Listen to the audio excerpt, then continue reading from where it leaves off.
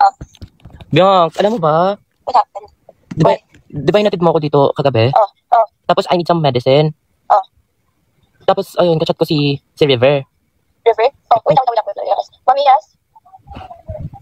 Wait lang, sige mami, mag-uusap ako. And then, wait, mag-uusap ako. Ito sa River. Tapos ay pinuntahan niya ako dito. Tapos, dito ko siya pinatulog. Okay, and then? Huwag mo akong i-judge, Bianca. Oh. You know, parang, alam mo naman na siguro. Really? Oh my God. Hindi ko din alam kasi wala nga ako sa sarili ko kagabi. Uy, seryoso ba? Oo. Ang awkward kasi, Rice, di ba? How are you? Are you okay though? Like, what are you feeling? Mas lalong lumala yung throat ko. Huh? Uy! Bakit yung throat mo? Chupa mo? Puta! Pop ka talaga! Pero worth it naman. Anong base sa'yo? Oh my God! Uy! Ano to? Worth it naman. Ano lang yan?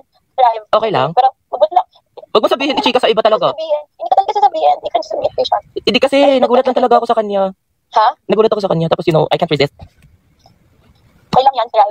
May ano ba? Parang, maging kumusta ba kayo? Ba't ako pinagpunta ng, like... Kasi wala na akong makontak. Ay, akala ko sakit ka na ako pala pa uwi. Oo nga. Tapos wala na akong makontak, alam nga naman kayo. Oo, sabi sila interview. Oo. Kasi sinabihan ko eh. Bakit parang kilala ko mo ako? Hala, di ka ba naniniwala? I swear. Kaya nga wala na kaming contact ngayon. Kaya siguro later. Napag-usapan niyo ba? Kasama, wala talaga. Kanina, pinaalis ko siya. Usapan niyo, ano yun, next time? O, diba? It's super plot twist. Okay, bakit tinatuli mo siya, no? O, tapos yung ginawa nga namin dito, nag-jackstone kami.